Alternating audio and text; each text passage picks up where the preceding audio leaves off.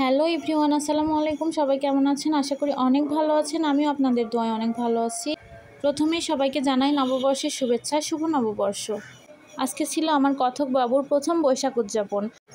প্রথম বৈশাখ বলে কথা, একটু বাইরে বের না হলে কি আর হয়? আমরা তো সবসময় বাসাতেই থাকি।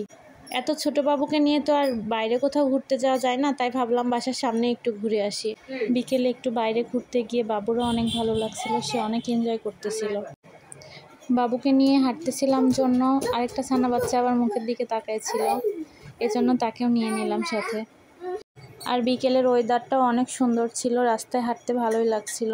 রোদ বাবু তো খুবই দুষ্টু হয়েছে, সে তো সোজাভাবে রাস্তায় হাঁটতে চায় না, শুধু এদিকে ওদিকে চলে যায়।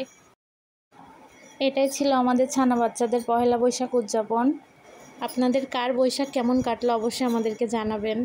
আমার ভিডিওটা ভালো লেগে থাকলে অবশ্যই ভিডিওতে লাইক করবেন, কমেন্ট করে জানাবেন কেমন হয়েছে, আর ফলো দিয়ে আমাদের পাশে থাকবেন। এখানে বাবু অনেক হাসতেছিল, মনে হচ্ছে সে আমার কথা বুঝতেছে, কথার উত্তর দিচ্ছে। বোঝাই যাচ্ছে সে অনেক দিন পরে বাইরে এসে অনেক এনজয় করতেছে। মাঝে মাঝে বাচ্চাদের একটু বাইরে নিয়ে আসা তাদের ব্রেন ডেভেলপমেন্টের জন্য অনেক ভালো। এজন্য প্রতিটা বাচ্চাকে একটু বাইরে নিয়ে আসতে হয় মাঝে মাঝে। অনেক ঘোরাঘুরি হলো, এবার বাসায় ফেরার পালা। কথক বাবুর একটু ক্ষুধা পেয়ে গেছিলো, এজন্য এখানে সে কান্না করে দিছে। সো আজকের ভিডিও এই পর্যন্তই। সবাই ভালো থাকো, সুস্থ থাকো। দেখা হবে পরবর্তী ভিডিওতে। আল্লাহ হাফেজ।